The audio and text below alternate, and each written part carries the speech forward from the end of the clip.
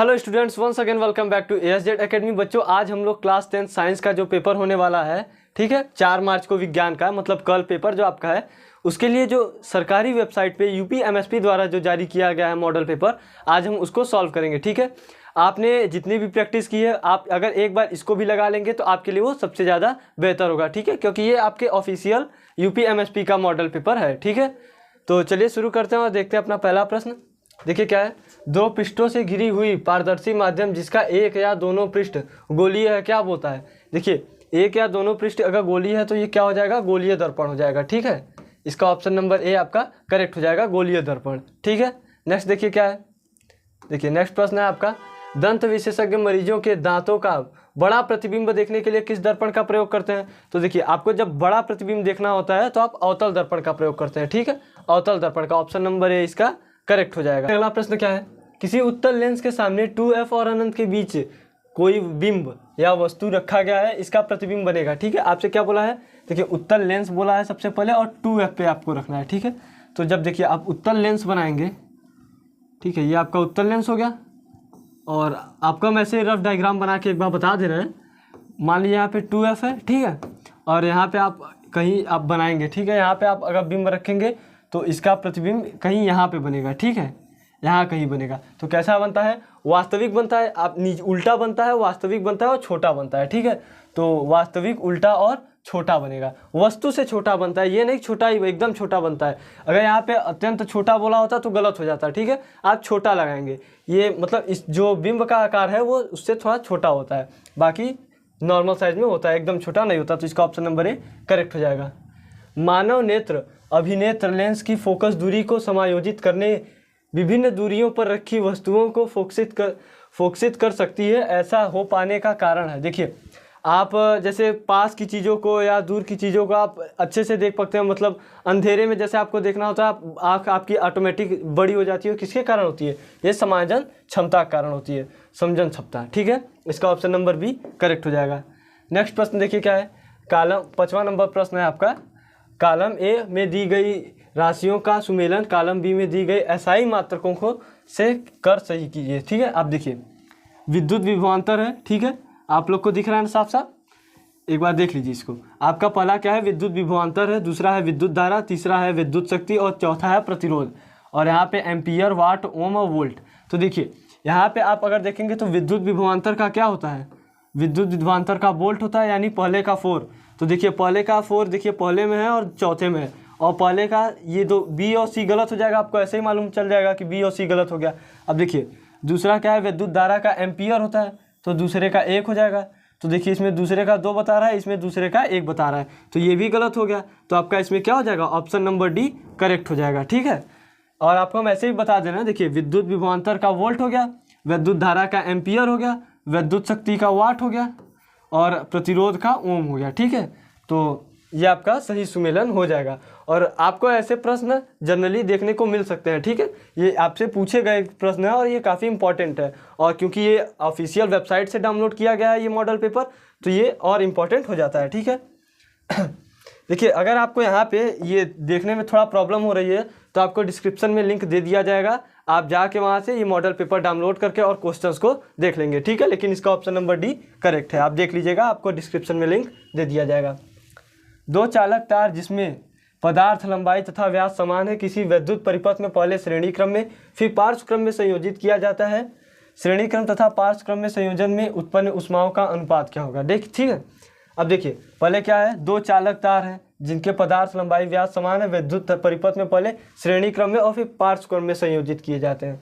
तो देखिए जब अगर श्रेणी क्रम में श्रेणी क्रम में संयोजित किया जाएगा तो R इक्विवेलेंट बराबर क्या आएगा? मतलब तुल्य प्रतिरोध आप निकालेंगे तो R1 + R2 आएगा, क्योंकि दो प्रतिरोध हैं तो इसका 2R हो गया।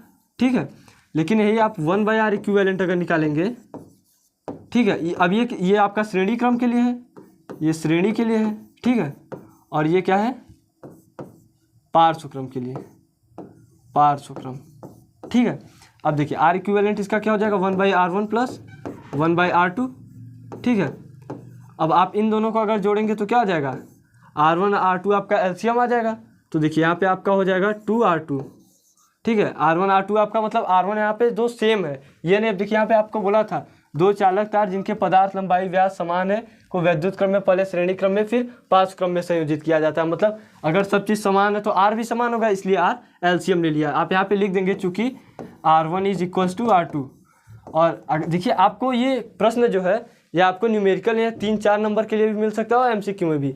अगर आपको 3-4 नंबर में लिखने के लिए आ रहा है तो आप बताएंगे, ठीक है, कि यहाँ पे R1 और R2 का एलसीएम किस लिए R है। तो यहाँ पे देखिए 2R हो जाएगा। अब यहाँ पे आप R इक्विवेलेंट अगर निकालेंगे तो आपका हो जाएगा R/2, ठीक है। अब देखिए टोटल R इक्विवेलेंट कितना आ गया, R/2। अब यहाँ पे आप देखिए R1 आपका R इक्विवेलेंट श्रेणी क्रम के लिए कितना है 2R और पार्श्व क्रम के लिए है R/2। अब देखिए आप ऊष्मा का फॉर्मूला क्या होता है, H बराबर V²/R × T होता है कि नहीं, ठीक है। और आपको निकालना क्या है, H1/H2, ऊष्मा का अनुपात यही ना होता है। अब आप यहाँ पे वैल्यू पुट कर लीजिए V², अब देखिए R1 ये आपका किसके लिए, पहले हम श्रेणी क्रम के लिए लिख लेते हैं।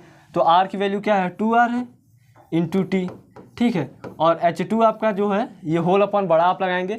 H2 किसके लिए हम लोग रख लेते हैं, हम लोग इसको रख लेते हैं आपका समांतर क्रम के लिए, ठीक है, × T। तो R की वैल्यू वहाँ क्या है R/2। देखिए यहाँ पे R/2 है ना R की वैल्यू, तो यहाँ पे यही रखेंगे। अब देखिए अब यहाँ से आप इसको सॉल्व करेंगे तो ये ऊपर देखिए मल्टीप्लाई में चला जाएगा, ठीक है।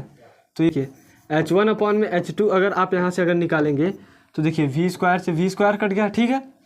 R से अब देखिए यहाँ पे आपका ऊपर 2 चला गया है, ठीक है।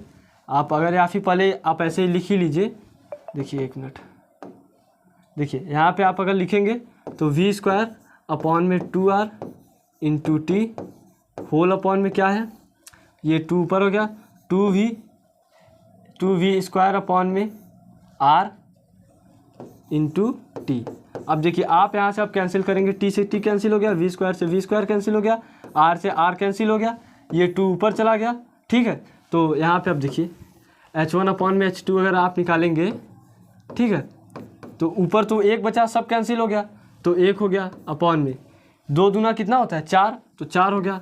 तो यानी आपका आंसर कितना आ गया, H1/H2 कितना आ गया 1/4, ठीक है। तो देखिए इसका ऑप्शन नंबर कौन सा करेक्ट है, इसका ऑप्शन नंबर आपका C करेक्ट हो जाएगा, ठीक है, 1/4। और आपको अब इतना ब्रीफ में लिखना पड़ेगा, ठीक है। अगर आपको यहाँ पे न्यूमेरिकल क्वेश्चन आ रहा है तो आपको इतना ब्रीफ लिखना पड़ेगा, और लेकिन MCQ में आ रहा है तो आप जनरली ये क्वेश्चन याद ही कर लीजिए कि अगर लंबाई का पदार्थ सब समान होता है तो 1/4 होता है, ठीक है। ये इंपॉर्टेंट क्वेश्चन था। अगला देखिए क्या है, किसी विद्युत धारावाही सीधी लंबी परिनालिका के भीतर चुंबकीय क्षेत्र कितना होता है, 0 होता है। अब आपसे यहाँ पे देखिए 0 कैसे होता है, परिनालिका के अंदर जब आपसे पूछ रहा है, ठीक है, यहाँ से आपका विद्युत क्षेत्र निकलेगा और यहाँ पे आके समाप्त हो जाएगा। इसके अंदर जो विद्युत क्षेत्र नहीं होता, ठीक है, ये 0 होता है। तो आपको इसके अंदर के लिए पूछ रहा था, इसलिए क्या है वो 0 हो जाएगा। इसका ऑप्शन नंबर A करेक्ट है। अगला देखिए क्या है, बेंजीन का संरचनात्मक सूत्र है। अब आप देखिए यहाँ पे बेंजीन का सूत्र आपको कौन सा दिख रहा है, सबसे पहले आप देखिए यहाँ पे केवल 7 डबल बॉन्ड आ गए, ये गलत हो गया, ठीक है। देखिए कार्बन यहाँ पे भी डबल बॉन्ड है, यहाँ पे भी डबल बॉन्ड है, इसलिए A कैंसिल हो गया। अब B में जाइए, B में कोई डबल बॉन्ड है ही नहीं, इसलिए ये कैंसिल हो गया। अब C में देखिए आपको D में आपको देखिए 2 डबल बॉन्ड बस दिखेंगे, तो ये भी कैंसिल हो गया। आपका यही बचा 3 डबल बॉन्ड है और सब हाइड्रोजन से है, तो इसका मतलब ऑप्शन नंबर C आपका करेक्ट हो जाएगा, ठीक है। अगर देखिए आपको अगर नहीं आ रहा है तो आप ऑप्शंस को कट करिए कि हम किस प्रकार आपको आंसर से सेटिस्फाई कर सकते हैं, ठीक है। तो ऐसे तुक्का लगाने में भी आपको आसानी होगी और क्या पता सही हो ही जाए, ऐसे चांस बढ़ जाता है सही होने का ना, ठीक है। अगला देखिए क्या है, निम्नलिखित में समजातीय श्रेणी है। अब देखिए आपसे क्या पूछा है यहाँ पे, समजातीय श्रेणी, तो C2HCH ये नहीं है।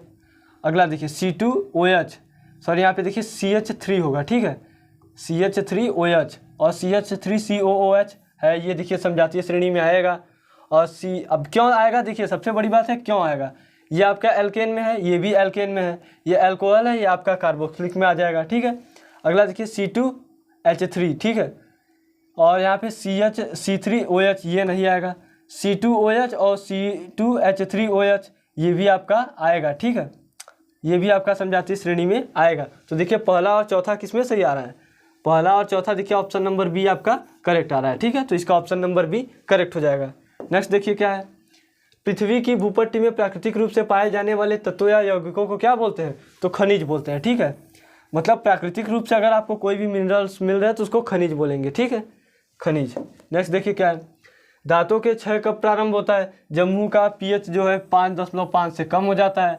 इसका ऑप्शन नंबर बी आपका करेक्ट हो जाएगा। अब 5.5 से कम कैसे हो रहा है? देखिए, जब आप एसिडिक हो जाता है, ठीक है, इसीलिए आप अगर मंजन करते हैं तो आपका मंजन में क्या आपने टीवी पे कई बार प्रचार देखा होगा, क्या आपके टूथपेस्ट में नमक है, तो उसमें नमक क्यों बोलता है? क्योंकि वो क्षारीय होता है, तो अम्ल और क्षार मिलके उदासीन बना देते हैं, ठीक है। तो आपके मुंह का जब पीएच बढ़ जाएगा तभी आपके दांत में क्षय होने लगता है। अगला देखिए क्या है। अब देखिए, ऐसा प्रश्न आपसे जनरली नहीं पूछा जाता, लेकिन अब देखिए यहाँ पे हो सकता है इस बार पूछा जाए, क्योंकि ये आपका ऑफिशियल वेबसाइट से लिया गया है मॉडल पेपर, तो आप ऐसे क्वेश्चंस को एक बार प्रैक्टिस जरूर कर लेंगे। देखिए 12 क्या है, एक अभिकथन। पहला क्या है, अभिकथन में जिंक सल्फ्यूरिक अम्ल के साथ अभिक्रिया कर जिंक सल्फेट तथा हाइड्रोजन गैस बनाता है। यह एक विस्थापन अभिक्रिया है, ठीक है, आपको इतना बताया गया है। और तर्क में देखिए क्या है, जिंक ऑक्सीजन के साथ अभिक्रिया कर जिंक ऑक्साइड बनाता है, ये तो गलत हो गया। देखिए अब देखिए यहाँ से आप, अब जिंक अगर यहाँ से अगर अभिक्रिया करेगा तो क्या बनाएगा, जिंक सल्फाइड बनाएगा ना, तो यहाँ से ऑक्सीजन का बात ही नहीं है। तो देखिए ऑप्शन में ए क्या है, दोनों अभिकथन पहला तथा तर्क 2 सही है तथा तर्क सेकंड अभिकथन का सही स्पष्टीकरण करता है, तो ये गलत हो जाएगा, क्योंकि ये सही अभिकथन आपका नहीं करता है, तर्क आपको सही नहीं दे रहा है। अगला देखिए क्या है, अभिकथन 1 सही है, तो अभिकथन 1 सही है, अभी इसको होल्ड करके रखते हैं हम लोग, तथा लेकिन देखिए यहाँ पे आपका ऑप्शन नंबर वही है, अभिकथन एक तथा तर्क 2 दोनों ही सही हैं, परंतु तर्क अभिकथन का स्पष्टीकरण नहीं करता। देखिए ये आपका सही हो जाएगा, ऑप्शन नंबर बी। अगला देखिए क्या है, अभिकथन 1 सही है परंतु तर्क 2 गलत है, और अभिकथन 1 तथा तर्क 2 दोनों गलत है, तो ये दोनों आपका नहीं होगा, ठीक है, ऑप्शन नंबर 20 का करेक्ट हो जाएगा।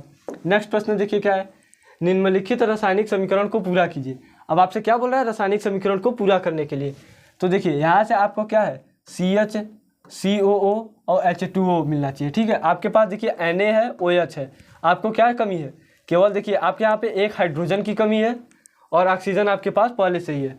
तो देखिए आपसे यहाँ पे क्या, अब CH3COO भी चाहिए आपको, तो सबसे पहले तो आप वही हेरिए, तो देखिए CH3COO और एक हाइड्रोजन की कमी है, तो आपको CH3OOH मिल जाएगा, तो इसका ऑप्शन नंबर बी आपका करेक्ट हो जाएगा, ठीक है। देखिए नेक्स्ट प्रश्न क्या है, अंतःश्वसन के दौरान वायु प्रवाह का सही मार्ग कौन सा है, ठीक है। अब देखिए सबसे पहले आपका क्या दिया है, नासा द्वार, उसके बाद कंठ, फिर ग्रसनी। अब देखिए यहीं से आपका गलत हो गया, पहला ऑप्शन आप यहीं से कट कर देंगे, ठीक है, क्योंकि देखिए आप पहले ग्रसनी में जाता है उसके बाद कंठ में जाता है, ठीक है। फिर क्या है, नासा मार्ग, तो पहले ही गलत, ये भी गलत हो गया, क्योंकि पहले नासा द्वार में जाएगा तब तो नासा मार्ग में जाएगा। फिर देखिए डायरेक्ट यहाँ कंठ दिया, तो ये भी गलत है, तो इसका ऑप्शन नंबर डी करेक्ट हो जाएगा, नासा द्वार, ग्रसनी, कंठ, श्वास नली, फिर कूपिका है। अब यहाँ पे आपको कूपिका की जगह फेफड़ा भी दे सकता है, ठीक है, तो कूपिका कहाँ होती है, फेफड़े के अंदर ही होती है, तो इसलिए वो डायरेक्ट यहाँ पे भी दिया है। अगर लेकिन आपको कहीं फेफड़ा मिलेगा तो आप फेफड़ा लगाएंगे, ठीक है, तो यहाँ पे आपका कूपिका या फेफड़ा दोनों हो सकता है। नेक्स्ट देखिए क्या है, निम्नलिखित कथन तथा कारण को पढ़कर दिए गए विकल्पों का सही विकल्प का चयन कीजिए, ठीक है। कथन देखिए क्या है, पिता से प्राप्त क्रोमोसोम से बच्चों के लिंग का निर्धारण होता है। कारण क्या दिया है, मानव पुरुष में X और Y गुणसूत्र होते हैं, तो ये आपको सही दिया है। देखिए अगला कथन, अब क्या आपसे ऑप्शन में है, कथन और कारण दोनों सत्य हैं और कारण कथन का सही व्याख्या कर रहा है, ठीक है। अब मानव के बच्चों में लिंग निर्धारण कैसे होता है, जैसे देखिए मेल है उसमें XY है, फीमेल है उसमें XX है, तो फीमेल का तो कंफर्म है कि X ही आएगा, ठीक है, दोनों उसके पास XX ही है तो X ही आएगा। लेकिन मेल में डिपेंड होता है, अगर मेल से X क्रोमोसोम आ गया तो फीमेल हो गई, अगर मेल से Y क्रोमोसोम आ गया तो वो मेल हो गया, ठीक है। तो देखिए इसमें आपका ऑप्शन नंबर ए करेक्ट हो रहा है, लेकिन आप पहले पूरा पढ़ लेंगे इस बार, ऐसा प्रश्न आपको जब आए तो आप चारों ऑप्शंस को जरूर पढ़ेंगे। देखिए क्या है, कथन और कारण दोनों सत्य हैं परंतु कारण कथन का सही व्याख्या नहीं करता है, गलत है, व्याख्या कर रहा है सही। अगला देखिए क्या है, कथन सत्य है परंतु कारण असत्य है, ये भी गलत है, कारण भी सत्य है कथन भी सत्य है, कथन सत्य है पर कारण सत्य है, ये भी गलत है, तो इसका ऑप्शन नंबर ए आपका करेक्ट हो जाएगा, ठीक है। नेक्स्ट प्रश्न देखिए क्या है, विद्युत आवेश के प्रवाह का सही दिशा कौन सा है। तो अब देखिए यहाँ से आपको चित्र क्या दिख रहा है, ये एक न्यूरॉन है, तो न्यूरॉन में मतलब मैसेज कैसे, विद्युत प्रवाह जो होती है वो कैसे होती है विद्युत आवेश के रूप में। तो देखिए ये आपका तो सबसे पहले यही गलत हो गया, क्योंकि अब देखिए यहाँ से आप देखेंगे तो इसका जो हेड होता है वो नहीं जुड़ता है, हेड और टेल जुड़ता है और टेल भी नहीं जुड़ता, तो बी और डी तो आपका ऐसे ही गलत हो गया।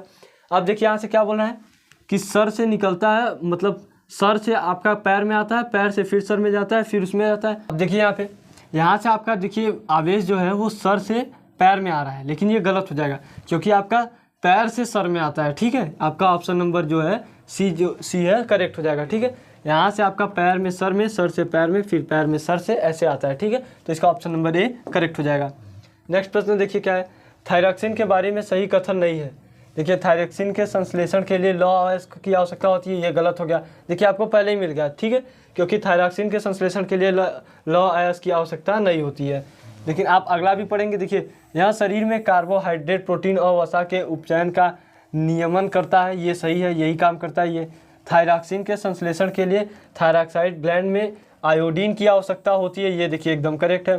थायरॉक्सिन को थायराइड हार्मोन भी कहते हैं, ये भी आपका करेक्ट है। आपका ऑप्शन नंबर बी इसमें जो है वो गलत, ऑप्शन नंबर ए आपको गलत दिया है, तो इसका ऑप्शन नंबर ए जो है वो आपका करेक्ट हो जाएगा। ठीक है, इसका ऑप्शन नंबर ए सही ऑप्शन है।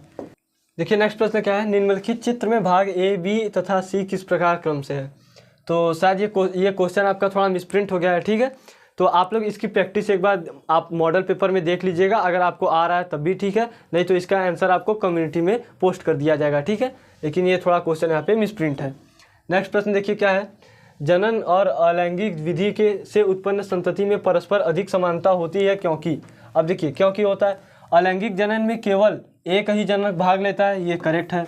अलैंगिक जनन में युग्मज शामिल नहीं होता, ये भी करेक्ट है। अलैंगिक जनन लैंगिक जनन से पहले होता है, ये आपका देखिए कोई सेंस ही नहीं बन रहा है, क्योंकि लैंगिक जनन और अलैंगिक जनन जो है वो या तो लैंगिक जनन ही करेगा या अलैंगिक जनन करेगा। ठीक है, तो इसका ऑप्शन नंबर ये जो है गलत है। अलैंगिक जनन लैंगिक जनन के बाद होता है, ये भी गलत है। तो इसका पहला और दूसरा देखिए किसमें सही आपको बता रहा है, यहाँ पे थोड़ा देखिए, यहाँ पे मिसप्रिंट है, ये आपका पहला और दूसरा है। ठीक है, तो ऑप्शन नंबर ए इसका करेक्ट हो जाएगा। नेक्स्ट प्रश्न देखिए क्या है, एक आहार श्रृंखला में तीसरे पोषी स्तर पे कौन होता है। तो मांसाहारी जो होते हैं वो तीसरे पोषी स्तर में आते हैं। ठीक है, मांसाहारी। अब देखिए यहाँ से हम लोग के थ्योरेटिकल प्रश्न शुरू हो गए हैं, तो अब हम लोग सबसे पहले इसको देखेंगे। देखिए क्या है पहला प्रश्न, दृष्टि दोष किसे कहते हैं या कितने प्रकार के होते हैं। तो देखिए पहला प्रश्न इसमें पहला आपका क्या है, सामान्य मानव नेत्र जो है वो 25 सेमी के से अत्यंत अनंत बिंदु के बीच की दूरी समायोजित कर सकता है। मतलब आप मिनिमम आप 25 सेमी देख सकते हैं और अनंत तक आप देख सकते हैं। ठीक है, दूरी आपका नहीं मेंशन करता, अनंत तक देख सकते हैं। सिलियरी पेशी में समंजन क्षमता में कमी आ जाने से निकट या दूर की वस्तु साफ साफ दिखाई नहीं पड़ती है, तो इसे दृष्टि दोष कहते हैं। ठीक है, दृष्टि दोष प्रमुखतः 3 प्रकार के होते हैं, निकट दृष्टि दोष, दीर्घ दृष्टि दोष और जरा दृष्टि दोष। तो आप देखिए, आप अगर आपको ये डिफिनेशन मान लीजिए आप पेपर में नहीं लिख पा रहे हैं, तो आप सबसे ईजी क्या लिखेंगे, जब किसी व्यक्ति को दूर की वस्तु या निकट की वस्तु को देखने में समस्या उत्पन्न होने लगती है तो वो क्या होता है, वो दृष्टि दोष कहलाता है। ठीक है, आप इसको डायरेक्ट भी लिख सकते हैं, लेकिन आप पहले कोशिश क्या करेंगे, आप बढ़िया से और एक मैनर में लिखें, मतलब जैसे आपको एग्जामिनर पढ़े तो उसको समझ में आए कि लड़के ने कुछ लिखा है। आप ऐसे, आपको अगर ना आए तो लास्ट ऑप्शन में आप ऐसे शॉर्ट में लिखेंगे। ठीक है, अगला देखिए क्या है यहाँ पे, हमें आकाश में इंद्रधनुष केवल वर्षा के पश्चात ही क्यों दिखाई देता है। तो देखिए क्या है, वर्षा अथवा बादल में पानी की सूक्ष्म बूंदें अथवा कणों पर पड़ने वाली सूर्य किरण का विक्षेपण या डिस्पर्जन जो होता है, यही कारण है इंद्रधनुष के सुंदर रंगों का कारण होता है। अब इसमें क्या आपको बता रहे हैं कि जब बारिश होती है हल्का या बादल में जो पानी होती है उसमें सूर्य के प्रकाश के कारण डिस्पर्जन होता है, जिसके कारण हमें इंद्रधनुष दिखाई देता है। ठीक है, मतलब पूर्ण आंतरिक परावर्तन जब होता है बूंद के अंदर, तो जो सूर्य की प्रकाश होती है वो 7 विभिन्न रंगों में विभाजित हो जाती है, इसलिए हमें इंद्रधनुष दिखाई देता है। देखिए नेक्स्ट प्रश्न क्या है, अब दूसरा प्रश्न देखिए पढ़ेंगे क्या है, उत्तल लेंस को अभिसारी लेंस क्यों कहा जाता है। तो देखिए उत्तल लेंस प्रकाश की समांतर किरणों को एक बिंदु पर अभिसारित करता है, इसलिए उत्तल लेंस को अभिसारी लेंस कहते हैं। ठीक है, उत्तल लेंस क्या करता है, बहुत प्रकाश को मतलब एक ही बिंदु पर केंद्रित करता है। ठीक है, ये आपको सिकोड़ता है प्रकाश को। अगला देखिए क्या है, अवतल दर्पण तथा उत्तल दर्पण के उपयोग लिखिए। तो अवतल दर्पण का उपयोग दूरबीनों, मेकअप दर्पण जो होता है, आप जो जैसे देखेंगे कहीं आप किसी को अगर मेकअप के लिए ले गए होंगे तो वहाँ पे जो दर्पण होता है वो अवतल दर्पण होता है। ठीक है, और डेलहाइट्स में किया जाता है। और देखिए उत्तल दर्पण का उपयोग कहाँ होता है, उत्तल दर्पण का उपयोग सुरक्षा दर्पण, रियर व्यू मिरर और क्या होता है, आउटरेटेड निगरानी प्रणालियों में किया जाता है। आप उत्तल दर्पण का प्रयोग जैसे आप ज़्यादातर क्या लिखेंगे, गाड़ियों में होता है, और यहाँ पे आप ये रियरव्यू मिरर में करेंगे। ठीक है, यही सब आपका उत्तल दर्पण का प्रयोग होता है। आप देखिए, आप प्रयोग और क्यों उसका प्रयोग किया जाता है, ये दोनों चीज़ आप अच्छे से जान लेंगे। ठीक है, तो हम लोग क्यों इसका उत्तल दर्पण का, जैसे आपसे कोई पूछ ही ले, आपके एग्जामिनर पूछ ले गाड़ी में हम उत्तल दर्पण लगाने को वरीयता क्यों अधिक देते हैं, क्योंकि उसका दृश्य क्षेत्र अधिक होता है, इसलिए हम उसको वरीयता देते हैं। तो आप मतलब आपको कारण मालूम होना चाहिए कि हम क्यों उसका यूज़ करते हैं वो तो ठीक है, क्यों करते हैं वो भी आपको मालूम होना चाहिए। फिर देखिए अगला नेक्स्ट अब क्या है, देखिए तीसरा आपका है, किसी 4 ओम प्रतिरोध से प्रति सेकेंड 100 जूल ऊष्मा उत्पन्न हो रही है, प्रतिरोध के सिरों पर विभवांतर ज्ञात कीजिए। ठीक है, आपसे विभवांतर ज्ञात करने के लिए बोला है। आप देखिए सबसे पहले आप क्वेश्चन में क्या लिखेंगे, दिया क्या है आपके पास। ठीक है, तो दिया है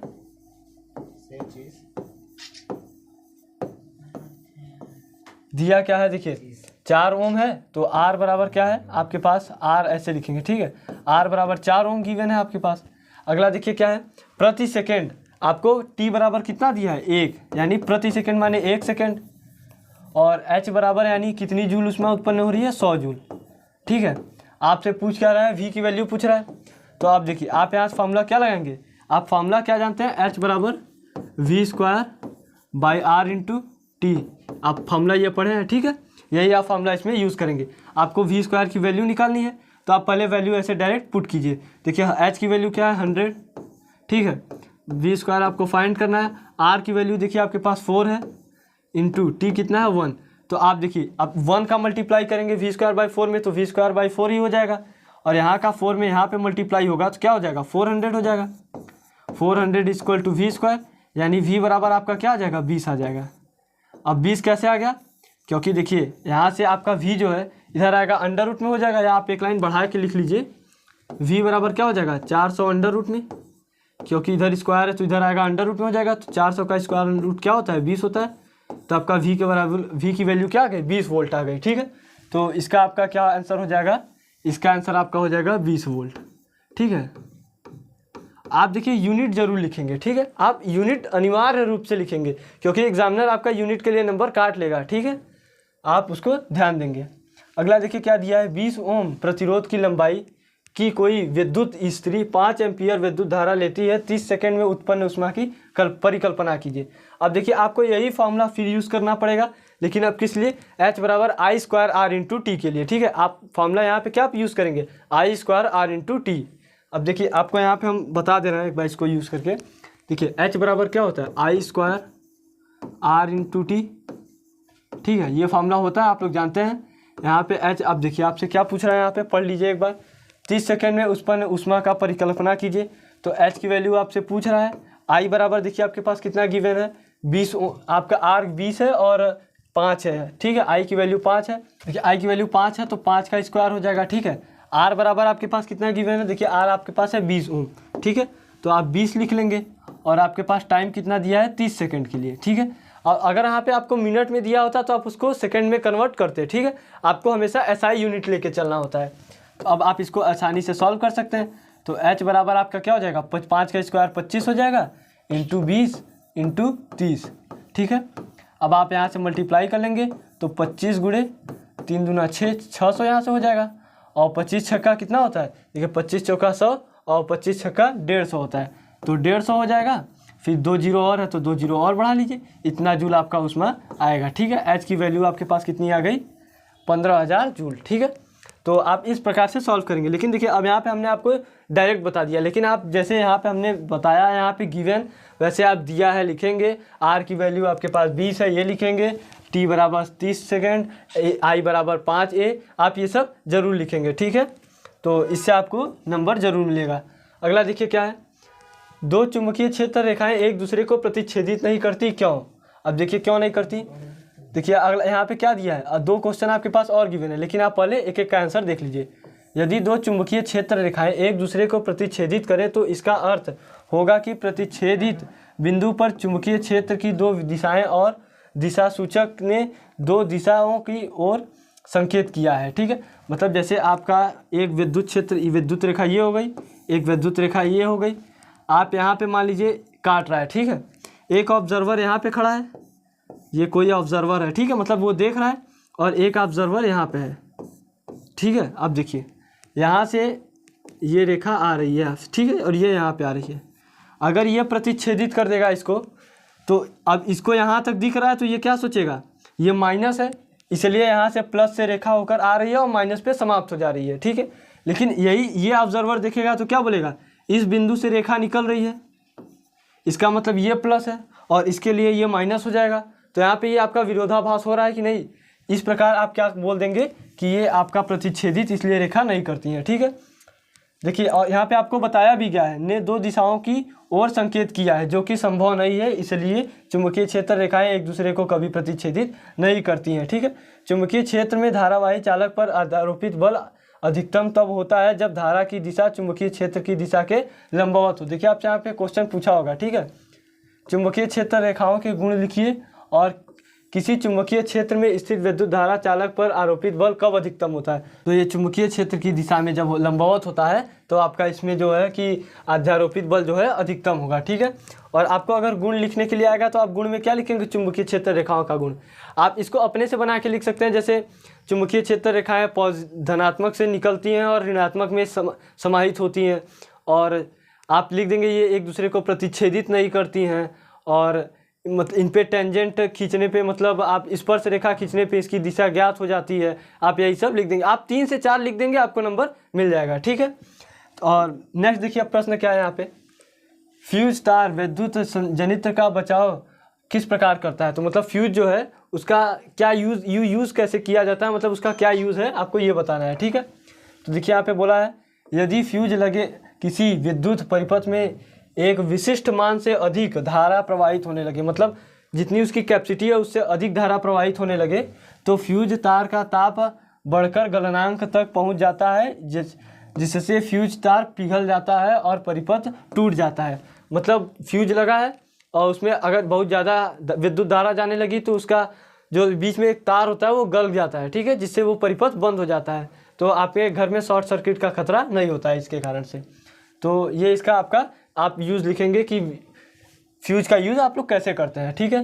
नेक्स्ट देखिए क्या है, धारावाही परिनालिका के उपयोग द्वारा किन अवस्थाओं में स्थायी विद्युत चुंबक प्राप्त किया जा सकता है। मतलब धारावाही परिनालिका का प्रयोग करके कब स्थायी विद्युत चुंबक प्राप्त कर सकते हैं, ठीक है। परिपथ आरेख खींचकर अपने उत्तर की पुष्टि कीजिए। तो देखिए क्या है, परिनालिका में प्रवाहित होने वाली धारा दृष्ट धारा होनी चाहिए, मतलब डीसी करंट होनी चाहिए, ठीक है। इसमें भीतर रखी क्षण चुंबकीय पदार्थ जैसे स्टील की बनी होनी चाहिए, मतलब आपको जो इसके अंदर रखा हो धातु परिनालिका के अंदर वो चुंबकीय थोड़ा मतलब जिसमें आपको देखिए चुंबकीय पदार्थ जैसे स्टील हो, मतलब जिसमें आप चुंबकीय उत्पन्न कर सकते हैं, ठीक है। तो आप स्टील ज़्यादातर सब यूज़ करते हैं तो आप जनरली इसमें स्टील ही लिखेंगे, ठीक है। आपको इस प्रकार से लिखना पड़ेगा। नेक्स्ट प्रश्न देखिए क्या है, देखिए निम्नलिखित में से अभिक्रिया के लिए संतुलित रासायनिक समीकरण लिखिए। अब देखिए यहाँ से हम लोग पेज ऐड कर लेते हैं और देखिए पहला क्या दिया है, तनु सल्फ्यूरिक अम्ल पर दानेदार जिंक के साथ अभिक्रिया करवाने पर। मतलब सल्फ्यूरिक अम्ल क्या होता है, सल्फ्यूरिक अम्ल हमारे H2SO4, ठीक है, H2SO4 ये आपका पहला है। अब देखिए आपसे जैसे बोल रहा है तनु सल्फ्यूरिक एसिड या फिर दानेदार बोल रहा है तो आप उसका मतलब क्या आप डायरेक्ट लिखेंगे उसका फार्मूला। अब आप इससे कंफ्यूज नहीं होंगे कि अलग फार्मूला हो जाएगा। अगला क्या है, जेडन से अभिक्रिया कर रहा है दानेदार जिंक से, तो अब यहाँ पे क्या बनाएगा, देखिए ये आपका हो जाएगा, देखिए यहाँ से ZnSO4 बना लेगा, ठीक है, जिंक सल्फाइड ZnSO4 बना लेगा और यहाँ पे देखिए हाइड्रोजन गैस मुक्त हो जाएगी, ठीक है, H2 आपका बाहर निकलेगा। अब देखिए संतुलित रासायनिक समीकरण आपके लिए लिखना है। देखिए यहाँ पे 2 हाइड्रोजन है, 2 हाइड्रोजन, SO4 एक है, एक SO4 है और Zn है। तो आपका ये जो इक्वेशन है ये क्या है, संतुलित है, ठीक है। ये आपका पहले का संतुलित रासायनिक समीकरण हो जाएगा। और ये किस प्रकार की अभिक्रिया, देखिए ये विस्थापन अभिक्रिया है, विस्थापन अभिक्रिया, ठीक है, ये विस्थापन अभिक्रिया है। नेक्स्ट देखिए दूसरा हम लोग कब देखते हैं, दूसरे में देखिए क्या बोला है, तनु हाइड्रोक्लोरिक अम्ल तथा अम्ल मैग्नीशियम पट्टी के साथ अभिक्रिया करें। फिर वही बात है, हाइड्रोक्लोरिक अम्ल माने HCl प्लस मैग्नीशियम की पट्टी मतलब Mg। अब अभिक्रिया करेगा तो क्या बनाएगा, देखिए MgCl मैग्नीशियम क्लोराइड, ठीक है, MgCl2 बनाएगा, ठीक है। अब Cl2 क्यों बनाएगा, क्योंकि देखिए मैग्नीशियम की वैलेंसी 2 होती है, ठीक है, तो MgCl2 प्लस हाइड्रोजन गैस निकल जाएगा, हाइड्रोजन गैस आपका निकल गया। अब आप लेकिन यहाँ पे देखिए आपको इसको बैलेंस करना पड़ेगा, ठीक है, आप यहाँ पे 2 लगा देंगे हो जाएगा। अब देखिए कैसे हो गया, यहाँ पे देखिए 2 हाइड्रोजन है और यहाँ पे भी आपके पास 2 हाइड्रोजन है, यहाँ पे देखिए 2 क्लोरीन है, यहाँ पे भी 2 क्लोरीन है, 1 मैग्नीशियम, ठीक है। तो ये आपका क्या हो जाएगा, ये आपका इसके लिए संतुलित रासायनिक समीकरण हो जाएगा। और ये भी आपके लिए क्या है, देखिए विस्थापन अभिक्रिया है, ठीक है, ये भी विस्थापन अभिक्रिया है। अब देखिए हम लोग तीसरा देखते हैं क्या है, नाइट्रोजन हाइड्रोजन गैस से संयोजन करके अमोनिया बनाता है। अब नाइट्रोजन जो है हाइड्रोजन गैस के साथ अभिक्रिया कैसे, देखिए नाइट्रोजन माने N2 प्लस H2, अमोनिया का सूत्र क्या होता है NH3, ठीक है। अब बहुत लोग अमोनिया और अमोनियम में कन्फ्यूज़न होते हैं, अमोनिया का सूत्र NH3 होता है, अमोनियम का सूत्र NH4 होता है, ठीक है। तो आप इसका विशेष ध्यान देंगे। अब देखिए आप यहाँ पे 2 लगा लीजिए, 3 दूना 6, तो यहाँ पे 3 और यहाँ पे आप क्या लगाएंगे, यहाँ पे आप देखिए आपका इक्वेशन बैलेंस हो गया, 2 नाइट्रोजन है, 3 दूना 6 हाइड्रोजन, 3 दूना 6 हाइड्रोजन, ठीक है। तो ये आपका संतुलित रासायनिक समीकरण हो गया। अब देखिए ये किस प्रकार की अभिक्रिया है, ये संयोजन अभिक्रिया है, ठीक है, संयोजन। अब ये संयोजन कैसे हो गया, क्योंकि इसमें देखिए 2 अभिकारक है, 1 उत्पाद है, तो ये क्या हो जाएगा, संयोजन में आ जाएगा। देखिए क्या दिया है, हाइड्रोजन सल्फाइड गैस का वायु में दहन होने पर जल एवं सल्फर डाइऑक्साइड बनता है, ठीक है। तो देखिए यहाँ पे अब क्या बोला है, हाइड्रोजन सल्फाइड माने H2S, ठीक है, H2S हो गया, और ऑक्सीजन की उपस्थिति में जल कर क्या बना रहा है, जल बना रहा है, मतलब H2O बना रहा है, और सल्फर डाइऑक्साइड बना रहा है, मतलब SO2, ठीक है। यहाँ पे देख लीजिए क्या दिया है, सल्फर डाइऑक्साइड ना, तो SO2 बना रहा है। तो देखिए आपका ये इक्वेशन तो बन गया, अब आपको इसको बैलेंस करना पड़ेगा, ठीक है। आप इसको बैलेंस कैसे करेंगे, देखिए यहाँ पे अगर आप 2 कर दे रहे हैं तो 2 दूना 4 और 2 सल्फर हो गया, यहाँ पे आप इसको 3 कर दिए, 3 दूना 6 ऑक्सीजन हो गया, ठीक है। अब आप देखिए कॉमन सेंस का इसमें यूज़ करेंगे आप डायरेक्टली, तो यहाँ पे अगर आप 2 लगाएंगे तो 2 दूना 4 और यहाँ पे देखिए कितना हो गया, 2 ऑक्सीजन यहाँ पे हो गया, अब इसको भी 2 कर लीजिए, देखिए 2 दूना 4 और 2 दूना 4 हो गया, ठीक है, और 3 दूना 6। तो यहाँ से देखिए, तो देखिए यहाँ से आप देखिए कॉमन सेंस का अगर यूज़ करेंगे तो क्या हो जाएगा, देखिए यहाँ से 4 हाइड्रोजन हो गया, 1 और 2 सल्फर हो गया, यहाँ से 6 ऑक्सीजन हो गया, देखिए यहाँ पे 4 हाइड्रोजन था, यहाँ पे भी 4 हाइड्रोजन हो गया कि नहीं, और यहाँ पे 2 ऑक्सीजन और 2 दूना 4, 4 2 6 हो गया, 6 ऑक्सीजन भी हो गया, और 2 सल्फर था, 2 सल्फर हो गया। तो इस तरीके से आप इक्वेशंस को बैलेंस कर लेंगे, ठीक है। ये आपका क्या हो जाएगा, ये भी एक आपका संतुलित रासायनिक समीकरण हो जाएगा, ठीक है। देखिए नेक्स्ट प्रश्न क्या है आपका, निम्नलिखित का कारण बताइए, ठीक है। प्लेटिनियम सेमा एवं चांदी का उपयोग आभूषण बनाने में किया जाता है, क्यों किया जाता है, ठीक है। अब देखिए यहाँ पे आप सबसे पहले क्या लिखेंगे, प्लेटिनियम आपको हम एक बार लिख के ऐसे बता रहे हैं, जैसे लिखिए हम जैसे चांदी का आपको लिख के बता रहे हैं ना, चांदी का प्रयोग आभूषण बनाने में किया जाता है, ठीक है, आभूषण बनाने में किया जाता है।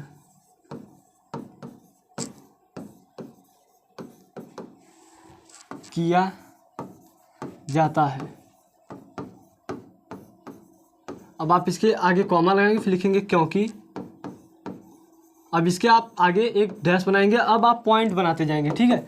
अब आप ऐसे 1 2 और 3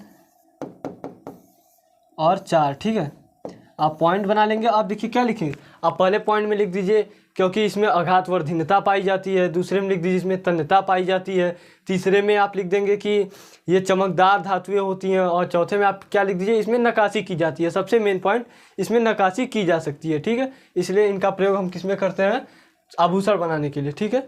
तो आप इस प्रकार से लिख लेंगे आप चारों पॉइंट्स को, ठीक है। हम बोल दे रहे हैं, आप सुन लीजिए, आप वहाँ पे एग्जाम ये सब अगर क्वेश्चन आएगा तो आप अपने से भी सोच के, आप अपनी मेंटल एबिलिटी का प्रयोग करके आप उसमें लिख लेंगे ना कि क्या लिखना है क्या नहीं लिखना है। अब हम लोग चांदी सोने का क्यों लेते हैं, हम लोग कोयले का आभूषण क्यों नहीं पहनते, क्योंकि कोयला चमकता नहीं है, वो गंदा लगता है देखने में, इसलिए नहीं करते, उसको नक्काशी नहीं की जा सकती, आप उसको पीटेंगे टूट जाएगा, यही सब आप लिखेंगे, ठीक है। तो चलिए नेक्स्ट प्रश्न देखते हैं आप क्या है। निष्कर्षण प्रक्रम में कार्बोनेट एवं सल्फाइड अयस्क का ऑक्साइड में परिवर्तित किया जाता है, क्यों। अब देखिए ऑक्साइड में परिवर्तित क्यों किया जाता है, देखिए किसी धातु को उसके सल्फाइड और कार्बोनेट की अपेक्षा उसके ऑक्साइड से प्राप्त करना अधिक आसान होता है, इसलिए अपचायन से पहले धातु को सल्फाइड एवं कार्बोनेट को धातु के ऑक्साइड में बदल दिया जाता है।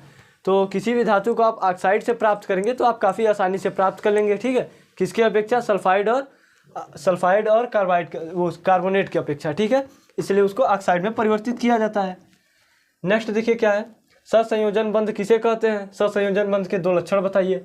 तो देखिए आप इसमें क्या लिखेंगे, सहसंयोजन बंध किसे कहते हैं, जब 2 इलेक्ट्रॉन जिसमें साझा करके बंध बनाते हैं उसे सहसंयोजन बंध कहते हैं। और इसमें 2 लक्षण क्या होंगे, देखिए जो भी अयौगिक आपका होगा, अगर वो सहसंयोजन बंध बनाया होगा तो ये विद्युत का कुचालक होगा, ठीक है, सुचालक नहीं कुचालक, मतलब वो विद्युत का सही से प्रवाह नहीं करवा पाएगा, ठीक है। और आप एक और लक्षण लिख सकते हैं, ऐसे यौगिकों का गलनांक और क्वथनांक कम होता है, ठीक है, ये भी आपका इसमें लक्षण में ही आएगा। आप और भी लिख सकते हैं, जैसे ये हम ज़्यादातर द्रव एवं गैस अवस्था में पाई जाती है जो सहसंयोजन बंध बनाते हैं, तो आप इसी प्रकार से लिखेंगे, ठीक है। ये नेक्स्ट प्रश्न क्या है, निम्नलिखित यौगिकों का आईपीएससी नेम लिखिए, ठीक है। तो आप आईपीएससी नेम वगैरह तो जनरली आप पढ़े ही होंगे और ये काफ़ी इजी आते हैं, मतलब बहुत ज़्यादा हार्ड नहीं पूछे जाते। तो आप इन सब आपको ये जान लीजिए कि आपको ये सब गलत नहीं करना है, ठीक है, क्योंकि आप लॉन्ग आंसर लिखेंगे या फिर एमसीक्यू में आपका 1-2 मिस्टेक हो जाता है, एग्जामिनर जान के नंबर काट लेता है। लेकिन ये सब जो आप है सही लिखेंगे तो आपका नंबर बिल्कुल नहीं कटेगा और आपको 100% नंबर मिलता है। तो आप मेन इंपॉर्टेंट होते हैं, ये सब को आपको करना ही है और सही करना है, ठीक है। तो देखिए यहाँ पे थोड़ा मिसप्रिंट है, यहाँ पे CH3 होगा, तो देखिए अब यहाँ पे CH3 है, CH2 है, CHO है। CHO माने क्या होता है, अब CHO माने आप पढ़े हैं एल्डिहाइड ग्रुप में आएगा, तो ये क्या हो जाएगा, देखिए यहाँ पे 3 कार्बन है तो प्रोपेनॉल, ठीक है, प्रोपेनॉल हो जाएगा। अब प्रोप माने 3 कार्बन, प्रोपेन माने क्या आएगा, सिंगल बॉन्ड, सब यहाँ सिंगल बॉन्ड है, और अल माने क्या आएगा आपका यहाँ पे एल्डिहाइड ग्रुप आ गया, ठीक है, इसलिए अल लग गया यहाँ पे। और तीसरे में बी नंबर देखिए क्या है, CH3CO और CH3, तो यहाँ पे देखिए क्या हो जाएगा, यहाँ पे 3 कार्बन है तो प्रोप, ठीक है। अब देखिए ऑक्सीजन आ गया, अब ऑक्सीजन यहाँ पे आया तो इसका मतलब क्या है, ये आपका कीटोन ग्रुप है, तो प्रोपेनोन, ठीक है, प्रोपेनोन, ये आपका क्या हो जाएगा प्रोपेनोन, और ये क्या हो जाएगा आपका प्रोपेनॉल। तो ये आपका प्रोपेनॉल हो गया, ये प्रोपेनोन हो गया, ये अल हो गया यहाँ पे, क्योंकि यहाँ पे एल्डिहाइड ग्रुप आया है, यहाँ पे आपका आ गया है कीटोन ग्रुप, इसलिए ये क्या हो जाएगा प्रोपेनोन, ठीक है। नेक्स्ट देखिए क्या है, कठोर जल को साबुन से उपचयित कराने पर झाग का निर्माण होता है, समझाइए क्यों। तो देखिए आपसे क्या पूछा है यहाँ पे, झाग का निर्माण क्यों होता है। तो देखिए क्या है, कठोर जल में कैल्शियम और मैग्नीशियम में घुलनशील लवण होते हैं, जब साबुन से ये लवण क्रिया करते हैं तब अघुलनशील लवण बनाते हैं, ठीक है। जब साबुन से ये लवण मैग्नीशियम और कैल्शियम के लवण जब साबुन से अभिक्रिया करते हैं तो अघुलनशील लवण बनाते हैं, ठीक है, जिसे स्कम या झाग कहते हैं, ठीक है। तो वही जो अघुलनशील लवण होते हैं उन्हीं को झाग बोला जाता है। नेक्स्ट देखिए क्या है, निम्नलिखित पर टिप्पणी लिखिए। तो सबसे पहले आपका विकृत गंधिता आ गया, तो देखिए क्या है, वसायुक्त अथवा तैलीय खाद्य सामग्री जब लंबे समय तक रखा जाता है तब उसका स्वाद या गंध बदल जाता है, क्योंकि उपचयित होने पर तेल एवं वसा विकृत गंधित हो जाते हैं तथा उसमें उसके स्वाद तथा गंध बदल जाता है। प्रायः खाद्य सामग्री को उपचय रोकने वाले पदार्थ प्रति ऑक्सीकरण या मिलाए जाते हैं। अब जैसे इसमें आपको क्या बोला है, विकृत गंधिता क्या होती है, जब जैसे भोजन खराब हो जाता है, स्मेल आने लगता है, तो क्या हो जाता है, विकृत गंधिता का कारण ये होता है, विकृत गंधित हो जाता है।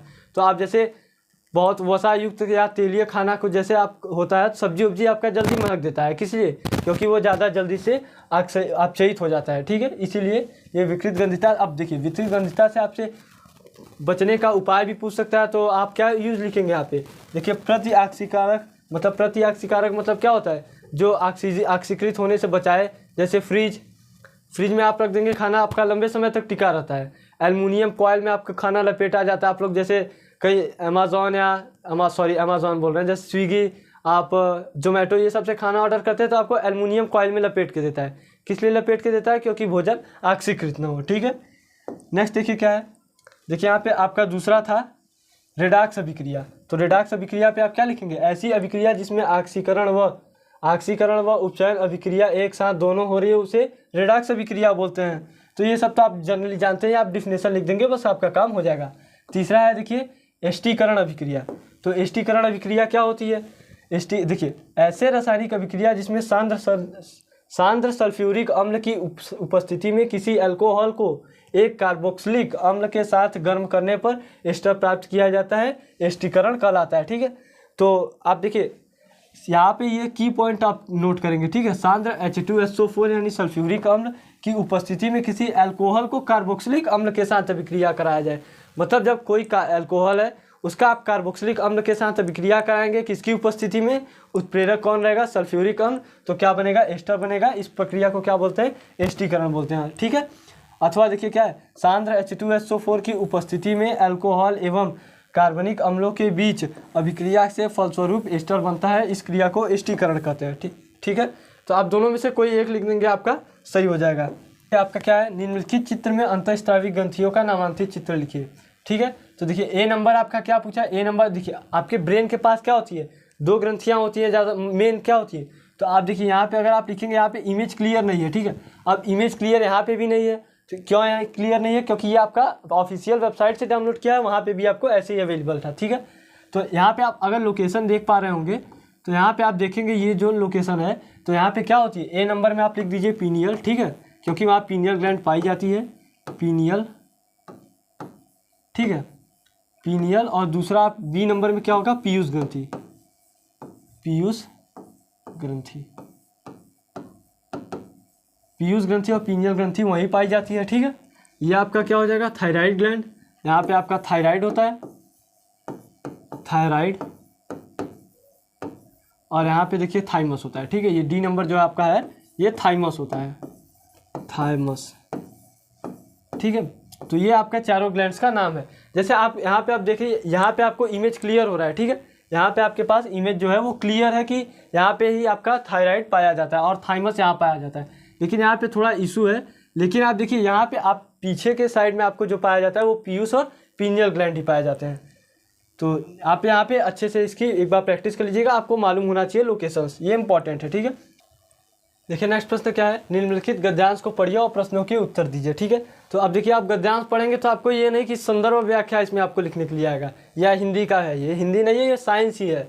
और आपको देखिए ऐसे प्रश्न मतलब काफ़ी समय पहले पूछे जाते थे, तो हो सकता है आपका इस बार भी पूछा जाए या फिर नहीं पूछा जाए, तो आपके लिए वो ज़्यादा बेहतर होगा, क्योंकि ये सब प्रश्न थोड़ा कॉम्प्लिकेशन क्रिएट करते हैं, ठीक है। तो देखिए सबसे पहले आप प्रश्न पढ़ेंगे, उसके बाद आप इसको पढ़ेंगे। तो लिंग निर्धारण वंशागुत कैसे हो जाता है, पहला प्रश्न ये है। और दूसरा क्या है, मानव में बच्चे का लिंग निर्धारण कैसे होता है। तो देखिए ये तो इजी है, क्योंकि आप ऐसे ही समझ जाएंगे कि लिंग निर्धारण कैसे होता है, लेकिन आपको आंसर अपने से नहीं लिखना है, इसमें से ही लिखना है, ठीक है। तो आप जब प्रश्न पढ़ेंगे, इसमें आप देखेंगे तो आपको आंसर बहुत आसानी से मिल जाएगा, ठीक है। तो आप लोग इसको देख लीजिए और पढ़ लीजिएगा अच्छे से, और इसका आंसर आप लोग मालूम कर लीजिएगा। अगला देखिए क्या है, मानव आहार नली के आरेख बनाइए तथा उसमें निम्नलिखित भागों का नामांकित मुख, ग्रसनी, अमाशय, आंत बनाइए, ठीक है। तो देखिए ये आपका इमेज हो गया, इमेज थोड़ा हम लोग साइड कर ले रहे हैं, देखिए, ठीक है। अब आपका देखिए आहार, ये आपका आहार नली, मानव नर जनन तंत्र और मादा जनन तंत्र, और पुष्प का कटा हुआ भाग हो गया, न्यूरॉन हो गया, और आपका नेफ्रॉन हो गया, और किडनी, ये इन सब का आप इमेज की प्रैक्टिस जरूर कर लीजिएगा, क्योंकि ये अनिवार्य रूप से आपके लॉन्ग आंसर में पूछे जाते हैं, ठीक है। तो देखिए आहार, अब यहाँ से आपका जैसे पूछ लिया है मानव आहार नाल का आरेख बनाइए, तो ये मानव का आहार नाल हो गया। देखिए यहाँ से मुख हो गया, फिर यहाँ पे क्या हो गया, लाल ग्रंथि, यहाँ पे लाला लिख दिया है, ये लार ग्रंथि है, ठीक है, लार ग्रंथि। और देखिए यहाँ पे आपका ग्रसनी हो गया, यकृत हो गया, पित्ताशय हो गया, अमाशय, अग्नाशय, क्षुद्रांत, और फिर बृहदांत, और मलाशय, और गुदा, ठीक है। तो आप देखिए ये सब की प्रैक्टिस जरूर कीजिएगा, और आप अपने से पेपर में जाने से पहले एक बार आप बनाने की प्रैक्टिस कर लीजिए कि हम जल्दी से जल्दी इसको बना लें। ऐसा नहीं है कि आप वहाँ पेंटिंग करने लगेंगे तो 2-3 घंटे पेंटिंग ही करेंगे, तब तो आपका समय निकल जाएगा और आपका नंबर नहीं आएगा, ठीक है। देखिए अगला क्या है, स्त्री केसर का स्वच्छ एवं नामांकित आरेख बनाइए तथा उसमें पराग नली की वृद्धि और बीजांड में उसके प्रवेश को दिखाइए। तो देखिए ये आपका इमेज है, आप इसको पढ़ लेंगे, ठीक है। देखिए ये पराग कण है, ये वर्तिकाग्र है, नर युग्मज और पराग नली, ये सब आपके पास देखिए यहाँ पे बताया गया है। तो आप इन सब चीज़ों की प्रैक्टिस कर लीजिएगा, ठीक है। देखिए इसमें क्या दिया है, स्त्री केसर में 3 मुख्य भाग होते हैं, कौन कौन से, ओवरी और स्टाइल और स्टिग्मा, ठीक है। इसके बाद पराग नली की वृद्धि को दर्शाने के लिए आप पराग कणों को स्टिग्मा पर गिराते हुए देखा जा सकता है, ठीक है। आप यहाँ इमेज के लिए आपसे देख के बात कर रही है, देखिए यहाँ पे जो है स्टिग्मा के ऊपर ये पराग कण गिरे हैं कि नहीं, अब यहीं से ये अंदर जाते हैं, ठीक है, यहीं से आपका ये अंदर जाते हैं यहाँ पे, तो वही आपको वो बोल रहा है, आप इस प्रकार देख सकते हैं, ठीक है। और फिर पराग नली को और ओवरी की ओर बढ़ते हुए देख सकते हैं।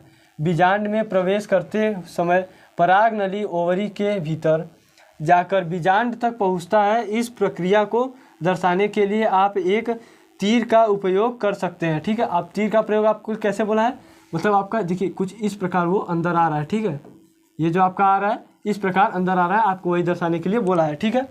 दर्शाने के लिए प्रयोग कर सकते हैं, आप एक तीर का प्रयोग कर सकते हैं, ठीक है, जो पराग नली की दिशा को दिखाता है। ऐसा नहीं है कि आप, बहुत लोग देखिए अब आपके पास एरो नहीं है तो बहुत लोग क्या सोचते हैं ये निकल के बाहर जा रहा है, वो बाहर नहीं जा रहा है, वो अंदर आ रहा है, ठीक है।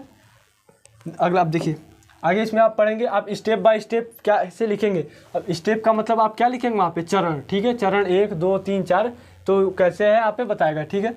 स्टेप फर्स्ट में क्या है देखिए, एक फूल का आरेख बनाइए जिसमें स्त्री केसर को स्पष्ट रूप से दर्शाया गया हो। दूसरा क्या है, स्त्री केसर के 3 भागों को पहचाने, ओवरी, स्टाइल और स्टिग्मा। फिर क्या है, पराग कणों को स्टिग्मा पर गिराते हुए दिखाएं। चौथा क्या है, पराग नली को ओवरी की ओर बढ़ते हुए दर्शाएं। स्टेप 5 क्या है, पराग नली को बीजांड में प्रवेश करते हुए दिखाएं और तीर का उपयोग दिशा को स्पष्ट रूप से करने के लिए करें, ठीक है। फिर स्त्री केसर का स्वच्छ आरेख बनाकर उसमें पराग नली की वृद्धि और बीजांड में उसके प्रवेश को दर्शाना है। तो देखिए आप यहाँ से अगर इमेज आप देख पा रहे होंगे, आप इसमें ऐसे ही बस लिखेंगे, आप यहाँ से अंदर कैसे आ रहा है और यहाँ से एरो आप बना देंगे। और आप देखिए इमेज अगर क्लियर आप बनाएंगे, एग्जामिनर आपको नंबर दे देगा, वो इतना नहीं पड़ेगा कि आपने लिखा क्या है, लेकिन इमेज आपकी क्लियर और सही होनी चाहिए, ठीक है। तो आप इस प्रकार से कुछ बना लेंगे। यहाँ से हम लोग का ये मॉडल पेपर समाप्त होता है, ठीक है। तो आशा करते हैं आपको वीडियो पसंद आया होगा। और देखिए ये आपको इसका जो मॉडल पेपर है इसका आपको लिंक डिस्क्रिप्शन में दे दिया जाएगा। और हमारी पिछली जो भी वीडियो है आपके क्लास 10 साइंस के लिए जो कि काफ़ी इंपॉर्टेंट है, आप उसका भी लिंक आपको डिस्क्रिप्शन में मिलेगा। आप उन वीडियो को अगर एक बार विजिट कर लेते हैं तो हम आपको गारंटी दे रहे हैं कि आपका कम से कम 80 85 95 नंबर आना ही आना है, ठीक है। आप देखिए आपके ऊपर, आप बोलने को तो कोई भी बोल सकता है, आप ये देखिए आपका 95 नंबर आएगा, 96 नंबर आएगा, लेकिन बात क्या होती है कि आपने देख के समझा क्या और आपने वहाँ पे जाके लिखा क्या। अब आप यहाँ से देख के गए कुछ और, वहाँ पे आपसे प्रश्न कुछ और पूछ रहा है, आपने उत्तर कुछ और लिखा, तो आपको नंबर थोड़ी ना मिलेगा। तो आप देखिए शांति से एक बार पढ़ लीजिएगा, आप ज़्यादा प्रेशर में पेपर नहीं देंगे, आप आराम से पेपर में लिखेंगे तो आपका अच्छा नंबर ज़रूर आएगा, ठीक है। तो मिलते हैं अपने नेक्स्ट क्लास में, तब तक के लिए धन्यवाद।